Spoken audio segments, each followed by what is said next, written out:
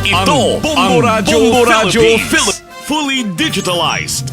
Numero 1 sa balita, komentaryo, drama at serbisyo publiko. Bombo Radyo Philippines. Bombo Radyo Philippines. Unmatched. Number 1 and most trusted source of news and information. Paradyo Bombo! Philippine Standard Time, 1 minuto makalipas ng alas 6 ng umaga. Magandang umaga lungsod ng Dagupan, lalawigan ng Pangasinan. Sa inyo ang Bombo News and Views sa morning edition ngayong araw ng Miyerkules, Oktubre 22, 2025. Christmas is a time for sharing, giving gifts for everyone. What matters now is this Christmas we share the love. Bombo, para sa ating Christmas countdown, meron na lamang po tayong 64 na araw bago sumapit ang Pasko. At ngayon, sa ulo ng ating mga balita sa ating top story, mga kabombo, preliminary investigation laban kay Atong Ang at Gretchen Barreto tinapos na ng Department of Justice. Sa atin namang balitang lokal, 79 na taong gulang na lola arestado sa bypass operation sa bayan ng Rosales. Sa ating balitang pambansa, Senator Bongo hinamon si dating Senador Antonio Trillanes IV na tumbukin ang katotohanan at huwag ilihis ang issue sa GOSA flood control projects. Sa ating balitang ibayang dagat, French President Nicolas Sarkozy sinimulan na ang 5 taon na pagkakakulong. Sa ating balitang espesyal, isang video game nilaro sa kaulapan ng Miami sa Amerika habang inililipad ng magkaibang helicopter ang malaking TV screen at dalawa manlalaro. Sa ating balitang pangkalakasan, Golden State Warriors makakatapat ang LeBron-less Los Angeles Lakers sa pagbubukas ng bagong NBA season. At sa ating Bombo News Analysis, sa pagsampa ng kasong graft at plunder ni dating Senador Antonio Trillanes IV laban kina dating Pangulong Rodrigo Duterte at Senator Bongo, hustisya ba o politika na naman? At ngayon, sa detalye ng ating mga balita at sa ating top story, mga kabombo, tinapos na ng Department of Justice or DOJ ang preliminary investigation sa mga reklamo ng kidnapping with serious illegal detention at multiple murder na inihain ng pamilya ng 34 na missing sa Bungeros laban sa negosyanteng si Charlie Atong Ang, Gretchen Barreto at pong iba pang respondents. Sinabi ni Senior Assistant State Prosecutor Charlie Guhit na hindi na maghahain ng reply sa mga isinumiting counter affidavits ng mga respondent ang mga pamilya ng complainants. Ayon kay Guhit, nasa 57 respondent ang nagsumite ng kanilang counter affidavits, kabilang sina Ang, Barreto, dating National Capital Region Police Office or NCRPO Chief Retired Police General Junel Estomo. Dagdag pa niya, iriresolba ng panel sa lalo madaling panahon para maglabas ng resolusyon na bagamat wala pang petsa kung kailan. Umaasa naman na ang mga pamilya ng nawalang mga sabungero na maihain na sa korte ang kaso laban sa mga nasabing individual na papabor sa kanila at ilalabas na resolusyon ng DOJ Panel of Prosecutors. Nilinaw ni Guhit na ang magagawa ng panel ay mag-dismiss o maghain ng kaso sa korte at sakaling ma-dismiss, maaring i-refile ang reklamo sa DOJ kung may idadagdag na dokumento, testimonya ng mga testigo. Nasa desisyon na rin ng complainants kung ibabalik nila sa PNP-CIDG para sa panibagong investigasyon. Samantala, ayon sa kampo ni Ang, naroon pa rin ang pagnais na maibalik ang complaint sa PNP-CIDG dahil ang mga ebidensya umano ay hindi sapat ang kredibilidad. Samantala, mga kabombo, sa ating balitang lokal, inaresto ng mga tauhan ng Rosales Municipal Police Station ang isang lola sa ikinasang bypass operation sa bayan ng Rosales. Kinilala ang suspect na isang 79 taong gulang na balo, isang vendor at residente ng Turang Bayan. Nakumpiska mula sa suspect ang 2 sachet ng hinalang shabu na tumitimbang ng 6.28 na gramo na may tinatayang halaga na 42,000 pesos sa mahigita. Bukod pa rito, nakuha rin sa operasyon ang bypass money na nagkakalaga ng pesos at model money na nagkakalaga ng 800 pesos. Sinagawa ito sa pagkipag-ugnayan sa PDEA Region 1 para may sakatuparan ang operasyon. Naharap ngayon ang suspect sa paglabag sa Comprehensive Dangerous Drug Act of 2002. Samantala, ang suspect at mga ebidensya ay kasalukuyang nasa kustudiyan na ng kapulisan para sa tamang disposisyon. Sa iba pang balitang lokal, naghandog ng isang komprehensibong lecture at breast cancer screening ang City Health Office ng Dagupan para sa mga residente ng lungsod bilang bahagi ng Breast Cancer Awareness Month ngayong buwan ng Oktubre. Dinaluhan ito ng ilang mga kababaihang Dagupenyo upang magkaroon ng sapat na kaalaman at magpakonsulta sa kanilang mga hinaharap. Naglalayo ng inisyatibo na palakasin ang kaalaman tungkol sa breast cancer, ituro ang pamamaraan ng pag-iwas at maagang pagtuklas, at magbigay ng libreng screening para sa mga kababaihan.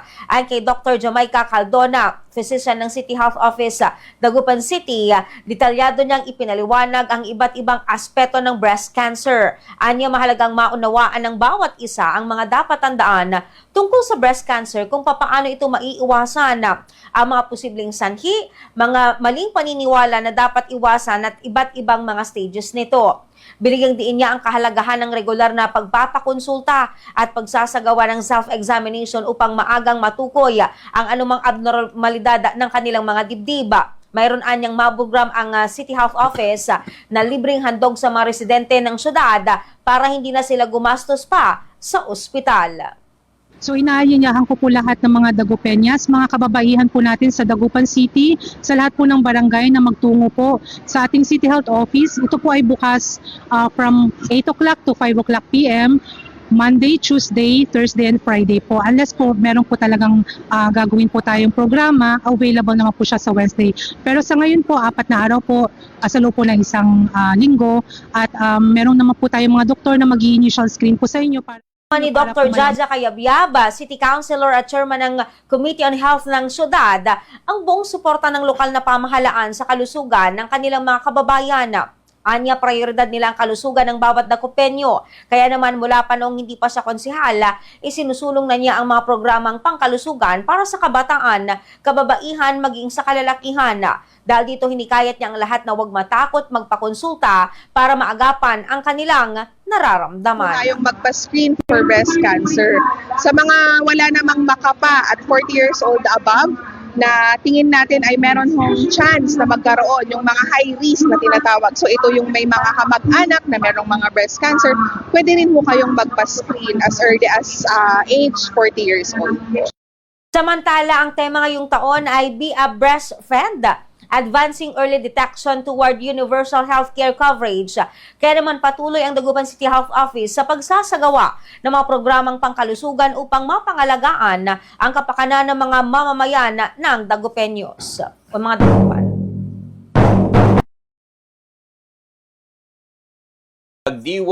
Pinagdiriwang ngayong buwan ng Oktubre ang Cyber Security Awareness Month. Tampok ang paalala sa publiko ukol sa kahalagaan ng digital na kaligtasan, lalo na ngayong halos lahat ng aspeto ng buhay ay ginaganap na online. Sa pag-usbong ng Artificial Intelligence or AI at social media, mas lumawak ang posibilidad ng online threats at panlilinlang. Ayon kay John Benedict Gioacchino, Planning Officer 2 ng Department of Information and Communication Technology or DICT, na tumaas ang bilang naman na iulat na insidente ng online scam sa particular na sa mga taong hindi gaanong bihasa sa teknolohiya. Acknowledge or kinikilala yung importance or essence ng cybersecurity. Especially nasa age na tayo na panahon ng AI, ng social media, ng mga smartphones. So yung mga medium of communication natin and even dun sa mga transactions natin, e-wallets, puro online at lumagamit ng internet. And hindi na rin lingid sa kaalaman natin, marami na rin laganap na balita na nai-scam, naloloko. Ginagamit ang AI upang gampanan ang mga tungkulin na karaniwang kinakailangan ng human intelligence. Layon nito nga mapadali ang trabaho at mas mahusay na maganap ang oras. Paliwanag ni May-Ana Campaner, ang Pangasinan Provincial Focal and Integrated Local Council Development Program kaya nga magsagawa ng AI ng mga gawain sa loob ng isang segundo na isang malaking tulong sa mga professional at institusyon. Lumawak anya ang impluwensya ng AI sa mga nagdaang taon na dahil na rin sa tulong ng social media. Bagamat may mga teknolohiya ng AI noon, hindi ito ganong kasikat o laganap dahil limitado ang abot ng digital platforms. Sa kasalukuyan, patuloy ang pag-evolve ng mga AI tools at nagiging bahagi na ito ng pang-araw-araw na pamumuhay. Pero ngayon lang siya mas nakilala because of the use of the social media. Alam naman nating lahat na kapag naging trending doon ay mas marami pong makakakilala. Pero dati kasi the difference is kahit may nag-exist na ng mga AI, hindi ganoon siya kakilala dahil wala pang masyadong influence po ng social media. Kaya konti lang yung nakakaalam. Yung positive effect po nito is yun nga, napapadali yung trabaho natin as human beings. Bahagi ng Cybersecurity Month, layunin ng mga kampanya at aktibidad na palakasin ang kaalaman ng publiko sa ligtas na paggamit ng internet lalo na sa panahon na kung kailan na ang teknolohiya ay bahagi na ng bawat aspeto ng ating buhay. Samantala sa iba pang balita, hangad ng Federation of Free Workers na matugunan ang malaking kakulangan sa kahandaan at kaligtasan ng mga manggagawa sa tuwing may sakuna, partikular na ang lindola. Sa panayam ng Bombo Radio Dagupan na kay Julius Cainglet, ang Vice President ng nasabing grupo, na hindi sapat ang pagkakaroon lamang ng earthquake drill kundi tiyakin ang nagumagana ang mga occupational safety and health committees. Anya sa pag-aaral ng Department of Labor and Employment o DOLE, hindi ito buong naisasagawa ng mga enterprises. Nalalabag umano ng karamihan ng mga kumpanya ang pagkakaroon ng first aiders at matibay na safety officers. Kapag ito napansin ng DOLE Labor, bawat araw na hindi pagtugon na kinakailangang compliance, pwede namang ipatigil agad ng ahensya ang operasyon ng kumpanya sa tinatayuang gusali kung lumalabas sa pagsusuri na may panganib na kailangan agad aksyonan. Mas mabigat naman na parusa ang ipapataw sa employer na hindi pinatigil ang pagtatrabaho ng mga empleyado kahit nasa napakadelikadong sitwasyon ang mga ito. Ikinatuwa naman ni Cainglet na inaksyonan na ng ahensya ang mga kumpanya ng call centers na patuloy pinagtrabaho ang mga empleyado kahit sa kasagsagan ng paglindola. Samantala, maaari namang magpatupad ng flexible work arrangement ang isang employer kung sinang-ayunan ito ng mga empleyado nito. Ay obligasyon po ng DOLE to the safety inspectors na puntahan ang mga kumpanyang ito. Ngayon, kung may makita pong paglabag, mayroon pong tinatawag na paglabag sa safety and health standards na bibigyan ka ng 30 days to comply, pero meron pong tinatawag na imminent danger. Pag imminent danger, ibig sabihin, nandyan na yung panganib na agad-agad, kailangan mo aksyonan. Ang DOLE pwede pong magpatawag agad o mag-utos ng work stoppage. Panguling balita nga, lokal, patuloy na sinusuportahan ng Department of Trade and Industry or DTI Region 1 na ang mga produkto ng mga micro, small and medium enterprises or mga MSMEs sa lalawigan ng Pangasinan. Ayon kay OIC Assistant Regional Director Natalia Dalate ng DTI Region 1, sumailalim sa serye ng mga pagsanay o training ang mga MSMEs bago sila lumahok sa Manila FEMA at iba pang mga pag-show ng mga produkto. Bago ang kanilang paglahok, nagsagawa muna ang DTI ng initial screening sa mga MSMEs. May mga kinakailangang requirements para makasali sa International Trade Fair at Exhibit, kaya tinutulungan ng DTI ang mga MSMEs na makumpleto ito. Kabilang dito ang kumpletong business permit, business registration, pagsailalim sa product development at pagkakaroon ng mga training tulad ng product costing at pricing at negotiation skills.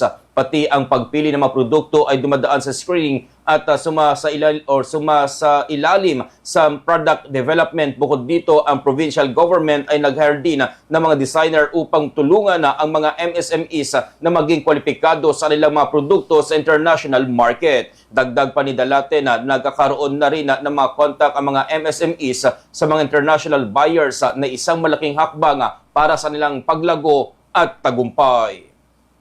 Mayroon tayong designer actually from the provincial government na hinar ng provincial government. Aside yung sa DTI, mayroon kaming mga initial na ProDev or product development, and then the provincial government nag-hire po sila ng designer to really assist this MSMEs na qualified. Yung tinignan yung mga produkto tapos nakita nila kung sino yung makapag-execute doon sa design na binigay ng ating designer, no? So sila naman yung nakakapag-participate. Samantala mga kabombo, sa ating balitang pambansa, hinamon ni Senator Bongo si dating Senador Antonio Trillanes IV na huwag ilihis ang issue at tumbukin ang katotohanan, partikular na sa manumalyang flood control projects. Ginawa ni Go ang hamon matapos sampahan siya ni Trillanes ng kasong plunder at graft kasama si dating Pangulong Rodrigo Roa Duterte sa Office of the Ombudsman. Sinabi rin ni Go na inaasahan na niya ang reklamong isinampa laban sa kanya na papatunayan niyang walang basihan. Dinagdag ni God na mayroon na siya nga oportunidad na sagutin na point by point sa ombudsman ang mga aligasyon laban sa kanya at hindi sa media. Hinamon din ni Go si Trillanes na sampahan ng kaso ang mga napangalanan na mga contractors sa mga maanumalyang flood control projects. Sa iba pang balitang pambansa, nawili ang Department of Public Works and Highways sa paggawa ng flood control kaya't napabayaan na ang pagpapatayo ng mga classroom sa buong bansa. Ito ang sinabi ni Department of Education Secretary Sonny Angara para sa awarding ng 2025 Metro Bank Foundation Outstanding Filipinos. Sinabi ni Angara na tila nawili ang DPWH kaya't 22 silid-aran lang ang naitayo sa kailangan na 150,000 classrooms sa buong bansa, habang ang 900 dito ang hindi pa tapos. Nanghihinayang naman ang kalihim dahil kailangan ito ng bayan para umunlad, dahil kailangan ng kabataan ang tamang environment. Dahil dito, kaya isinusulong ni Angara na baguhin ang sistema dahil simula noong 2018, tanging ang DPWH lamang ang nabigyan ng kapangyarihang gumawa ng DepEd classrooms, kaya't balak nilang isama na ang mga lokal na pamahalaan, first-class municipalities at maging second-class sa paggawa ng mga silid-aralan. Bagamat tiwala naman si Angara sa liderato ni Secretary Vince Dizon, naniniwala naman siya na mas mapapabilis ang proseso sa paggawa ng classrooms kung aalisin ito sa DPWH. Target naman ng DepEd na matapos ang 40,000 classrooms na ipinangako ni Pangulong Ferdinand Bongbong Marcos Jr. Balita nga pambansa na nawagan na si Chairman Emeritus Dr. Jose Antonio Goycia na mahadlangan na ang di umano'y banta sa buhay ni Pangulong Ferdinand Marcos Jr. at ang kanyang pamilya batay sa maraming impormasyon na idinitalye ng isang vlogger sa social media. Anya, kung totoo man ito, may tuturing na isang duwag na gawain na laban sa diwan ng ating Republika at ang dangala ng sambayanang Pilipino. Sinabi pa niya sa impormasyon na mula sa vlogger na si Fables Cunanan, may mga planong ikinasa ang mga taga-suporta ng nakarang administrasyon na maaring isagawa sa loob ng Oktubre 12 hanggang 31, 2025, particular sa mga isasagawang rally. Kabilang anya sa pagbubunyag ng vlogger na Sara Army na sinanay umano sa Sorsogon at isang senador umano ang nakakaalam din ng nasabing plano. Nanawagan si Goycia sa taong bayan na magkaisa sa pagtutol sa anumang hakbang na naglalayong pabagsakin ang pamahalaan o sakta na ang Pangulo. Samantala mga kabombo, sa ating balita nga ibayo nga dagat, sinimulan na ni dating French President Nicolas Sarkozy ang kanyang 5 taon na pagkakakulong. Siya ay magiging unang lider sa makabagong France na makukulong. Napuno ng kanyang supporters sa ang kalsada kung saan dumaan ang sakyan ni Sarkozy. Naging maigpit ang pulis sa convoy mula sa kanyang bahay patungo sa La Sante Prison sa Southern Paris. Noong nakarang buwan ay natulan si Sarkozy na makulong dahil sa criminal conspiracy. Nagbunsod ang kaso ng kumuha umano ito ng pondo ng kanyang kampanya sa halalan noong 2007 sa bansang Libya kapalit ang diplomatic favors.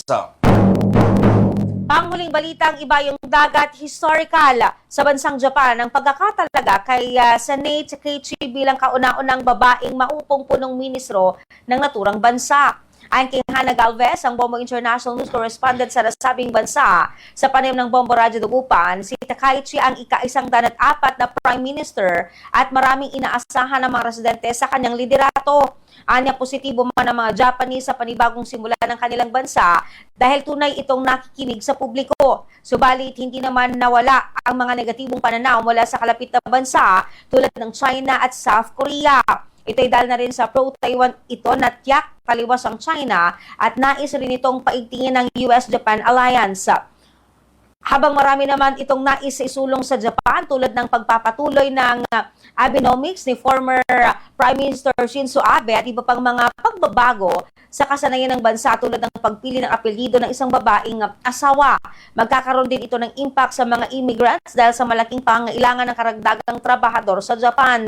Si Takaichi ay isang manunulat at news anchor sa probinsya ng Nara kung saan siya nagmula. Hanggang sa pinasok niya ang politika sa kanilang probinsya at kalaunan, sinubukang tumakbo sa pagiging Prime Minister. Very historical ang araw nito kasi first time sa history ng Japan na babae ang nanalong Prime Minister ngayon at maraming mga pagbabago ang magaganap. Siya yung pang 104th na Prime Minister dito sa Japan. At ito nga, ang Japan ay andun na maraming mga ini-expect because first time nga na may babae at Samantala mga kabomba sa ating balitang espesyal, isa ka bang gamer? Hanggang saan aabot ang iyong gaming skills? Isang kailang video game brand na Xbox ang dinala ang isang video sa kaulapan ng Miami sa Amerika at doon ito naglaro. Hindi ito simple nga pagsakay lamang sa eroplano dahil isang malaking TV ang inilipad ng isang helicopter para magawa ang hangadilang world record title. Para makamit ang titulong largest video game display flown by helicopter, dinala ng Xbox ang sa 215 square feet by 40 square inches sa itaas ng Miami, habang ang dalawang players na sina Emmanuel Master Rodriguez ng Team Ninja Community Manager at ang recording artist na si Sua Lee ay sakay ng ikalawang helicopter habang nagkasunurang naglalaro ng video game na Ninja Gaiden 4. Ayon sa nasabing video game brand, gumamit sila ng matibay na broadcasting at technology para matiyak ang napagandang gameplay habang ginagawa ang stunt na ito. Samantala sa ating balitang pangkalakalan, lumago ang kabuwang asset ng Philippine banking sector ng 6.7% year-on-year hanggang noong katapusan ng Agosto sa gitna ng patuloy na pagtaas sa loans at deposits. Sa datos ng Bangko Sentral ng Pilipinas, ang pinagsama-samang assets ng mga bangko ay lumabos sa 27.729 trillion pesos noong Agosto mula sa 25.988 trillion noong nakarang taon. Month on month, ang halaga ay mas mahaba o mas mababa ng 0.04% sa 27.742 trillion pesos na naitala noong Hulyo. Ang bank assets ay pangunahing kinabibilangan ng deposits, loans and investments, kabilang ang cash, mga halagang dapat kunin mula sa ibang bangko, interbank loans receivable at reverse repurchase arrangements at in-adjust para sa credit loss allowances. Ang kabuwang net loan portfolio ng banking sector kasamang interbank loans receivable at reverse repurchase ay lumaki ng 9.9% year-on-year sa 15.189 trillion pesos noong August mula 13.816 trillion pesos naman noong nakaraang taon. Ang net investments ng mga bangko o financial assets and equity investment in subsidiaries ay nasa 8.167 trillion pesos sa naturang panahon. Samantala mga kabomba, sa palitan ng piso kontra dolyar, isang US dollar may katumbas ngayon na 58 pesos and 23 centavos. Base ito sa datos ng Bankers Association of the Philippines. Habang sa iba pang foreign currencies ay ayon ito sa Bangko Sentral ng Pilipinas, ang isang Hong Kong dollar ay may palitan na 7 pesos and 48 centavos. Singapore dollar ay may katumbas naman na 44 pesos and 95 centavos. Ang Saudi Arabia Riyal ay may palitan na 15 pesos and 50 centavos, habang ang euro ay may katumbas na 67 pesos and 70 centavos. Bombo Foreign Exchange Update is brought to you by Quinbank Business Banking. Sa ating balita nga palakasan, aminado si Luka Doncic na may hirapan siyang dalhin ang Los Angeles Lakers sa pagsagupa sa bisitang Golden State Warriors sa pagbukas ngayon ng NBA 2025-2026 season. Ito ay dahil hindi lalaro si LeBron James bunga ng sciatica nerve injury. nang nagmaglalaro ang Lakers at Warriors sa araw ng Pasko sa nakarang season ay nagpasikatan sina James at Curry. Tumipa si James ng 31 points at 10 assists sa panalo ng Lakers habang kumana naman si Curry ng 38 points sa panig ng Warriors sa Oklahoma City. Sisimula na ni Shea Gilgeous-Alexander at ng Thunder ang pagdepensa ng kanilang korona sa pagharap sa bisitang Houston Rockets na ipaparada si Kevin Durant. Hindi makakalaro si Thunder star forward Jalen Williams dahil sa pag-recover niya mula sa isang off-season surgery sa kanyang kanang pulso. Samantala sa ating balitang showbiz, trending sa social media ang aktres na si Catherine Bernardo matapos lumabas ang balitang siya ang susunod na Filipino celebrity na magkakaroon ng wax figure sa world-renowned museum na Madame Tussauds. Bagamat walang direktang kumpirmasyon mula sa aktres o sa museo, isang teaser mula sa Madame Tussauds ang nagpasiklab sa excitement ng mga fans. Ayon sa clue, ang susunod na personalidad na bibigyan ng wax figure ay isang artista na nagsimula sa industriya sa edad na 7 at may pelikulang kumita ng higit sa 1 billion pesos. Mga deskripsyong malinaw na tumutukoy kay Catherine. Matatandang si Catherine ay nagsimula sa showbiz bilang aktres o child actress at kalaunan naging isa sa mga pinakasikat at pinagkakatiwalang aktres sa bansa. Isa sa kanyang pinakamalaking pelikula, ang Hello, Love, Goodbye noong 2019 ay kumita ng mahigit sa 1 billion pesos at naging highest grossing Filipino film of all time. Here now is the Bombo Weather Forecast. Weather Forecast. Mga kabombo, binabantayan na ang isang low pressure area or LPA na tinatayang nasa layong 370 kilometro hilagang silangan ng Itbayat, Batanes. At para malaman natin ang buong lagay ng panahon, ating alamin yan sa ating weather reporter si Bombo Mayra Reside. Mula mismo yan sa Bombo Radio Weather Center. Bombo Mayra. Mga kabombo, narito ng ating ulat panahon sa umagang ito. Ang easterly ay nakaka-apekto sa silangang bahagi ng bansa. Sa Davao Region at itirang bahagi ng Cagayan Valley ay nakakaranas ng bahagyang maulap hanggang sa maulap na kalangitan na may pulo-pulong mapag-ulan at pagkidlat. Pagkulog, dulot pa rin yan ng easterly.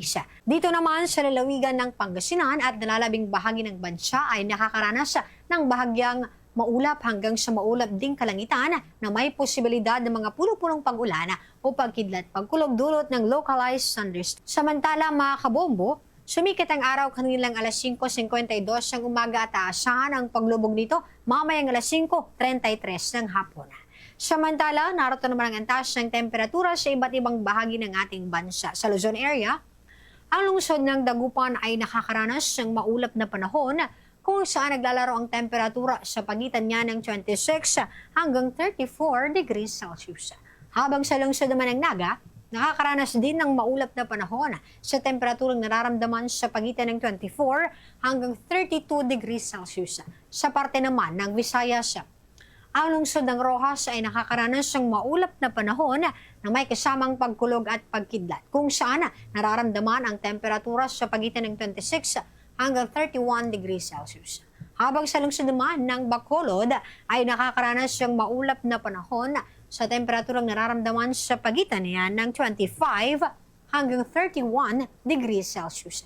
Sa bahagi naman ng Mindanao, ang lungsod ng Cagayan de Oro ay nakakaranas ng maulap na panahon kung saan nararamdaman ang temperatura sa pagitan niya ng 24 hanggang 32 degrees Celsius. Habang sa lungsod ng Butuan, nakakaranas ng maulap na panahon sa temperaturang nararamdaman sa pagitan niya ng 23 hanggang 32 degrees Celsius. Mga kabombo, yun ang ating ulat panahon sa oras na ito. Paalala pa rin sa ating mga kabombo, palagi po tayong magdala ng panangga, panlaban sa init at ulan, at laging tatandaan na iba yung pag-iingat ang kailangan upang ang sakuna ay maiwasan. Ugaling maging updated upang ang kalamidad ay inyo pong mapaghandaan. Inyong nakasama sa ating ulat panahon para sa oras na ito mula mismo sa Bombo Radio Weather Center, Bombo Mayra Reside nag-uulat. This is Bombo Radio Philippines, the #1 and most trusted source of news and information. Basta Radio, Bombo! Mga kabombo, yan ang kalipunan ng ating pagbabalita at bago tayo magtapos sa ating munang balikan ang naging ulo ng ating mga balita sa ating top story, Preliminary investigation laban kay Atong Ang at Gretchen Barreto tinapos na ng Department of Justice. Sa ating balitang lokal, 79 na taong gulang na lola, arestado sa bypass operation sa bayan ng Rosales. Sa balitang pambansa, Senator Bongo hinamon si dating Senador Antonio Trillanes IV na tumbukin na ang katotohanan at huwag ilihis ang issue sa ghost sa flood control projects. Sa balitang ibayong dagat, French President Nicolas Sarkozy sinimulan ng 5 taong ang pagkakakulong. Sa balitang espesyal, isang video game nilaro sa kaulapan ng Miami sa Amerika habang inililipad ng magkaibang helicopter ang malaking TV screen at 2 malalaro. Sa atin namang balitang pangkalakasan, Golden State Warriors makakatapata ang LeBron na Los Angeles Lakers sa pagbubukas ng bagong NBA season. At sa ating Bombo News Analysis, sa pagsampa ng kasong graft at plunder ni dating Senator Antonio Trillanes IV laban kina dating Pangulong Rodrigo Duterte at Senator Bongo, hustisya ba o politika na naman? Mga kabombo, maaring tutukan na ang mga kaganapan at update sa mga latest na pangyayari sa pamamagitan ng ating himpilan, ang Bombo Radyo Dagupan. Christmas is a time for sharing, giving gifts for everyone. What matter now is this Christmas we share the love. Bombo, para naman sa ating Christmas countdown, mayroon na lamang po tayong 64 na araw bago sumapit ang Pasko. Sumainyo ang Bombo News and Views sa morning edition ngayong araw ng Miyerkules sa Oktubre 22 ng 2025 at kami ay naging matagapag-balita. Bombo Justin Fontanilla Rosete. At Bombo Framis Sabado. And this is Bombo Radio Philippines, the #1 and most trusted source of news and information. Basta Radio, Bombo! Sa pagsampa ng kasong graft at plunder ni dating Senator Antonio Trillanes IV laban kina dating Pangulong Rodrigo Duterte at Senator Bongo, ay muli nabuhay ang tanong ng marami. Isa na naman ba itong palabas o ito na ba ang simula ng paniningil para sa tunay na pananagutan? Hindi na bago sa politikang Pilipino ang paggamit ng mga kaso para sa tinatawag na political vendetta. Mga kasong isinusulong upang sirain ang reputasyon ng kalaban sa politika. Maraming beses na rin itong naging bahagi ng ating kasaysayan mula pa noong mga nakaraang administrasyon.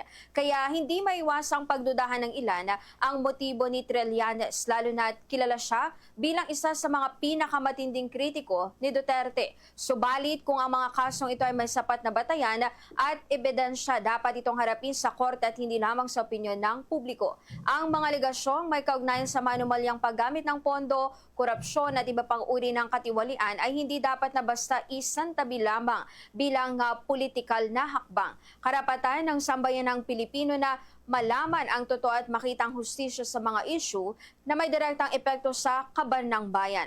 Ang mas mahalaga sa ngayon ay hindi kung sino ang nagsampa ng kaso, kundi kung ano ba ang laman nito. May basehan nga ba? May dokumento bang nagpapatunay sa di umano'y paglabag o ito ay isa na namang soundbite para sa media at panibagong drama sa entablado ng politika? Kung totoo man ang paratang, ang mga sangkot ay dapat na managot. Ngunit kung ito ay isa lamang taktikang pampolitika, sayang lamang ang oras at pera ng bayan at mas lalong nasisirang tiwala ng publiko sa sistema ng hustisya. Yan ang ating Bombo News Analysis sa oras na ito. Ito si Bombo Marian Esmeralda and this is Bombo Radio Philippines, the #1 and most trusted source of news and information. Basta Radio, Bombo!